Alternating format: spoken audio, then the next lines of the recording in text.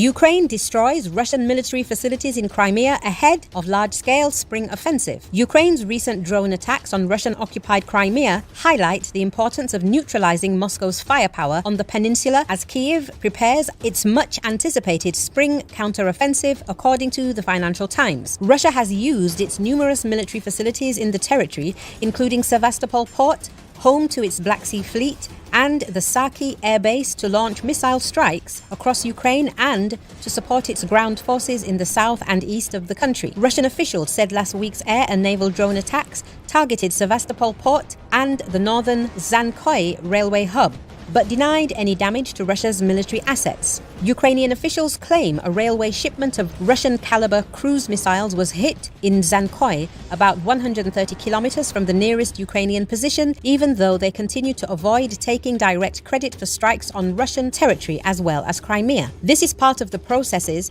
that will take place before the demilitarization and deoccupation of both the Crimean Peninsula and all the occupied territories of Ukraine. Andriy Yusov, a Ukrainian military intelligence officer, told the Financial Times the drone strikes were much less dramatic than the blast that last October disabled the Kerch Strait bridge that connects Crimea with Russia's Taman Peninsula. But Kyiv continues to prioritize strikes that damage or destroy Russian military assets in Crimea. It must be neutralized, it must be reduced, it must be attacked, said Andriy Zagorodnyuk, a former Ukrainian defense minister and head of the Center for Defense Strategies, which advises the government on security matters. The US has declined to give Kyiv weapons of sufficient range to allow its forces to strike across Crimea. Washington and other Western allies remain concerned that President Vladimir Putin could ultimately use nuclear weapons to prevent Ukraine from liberating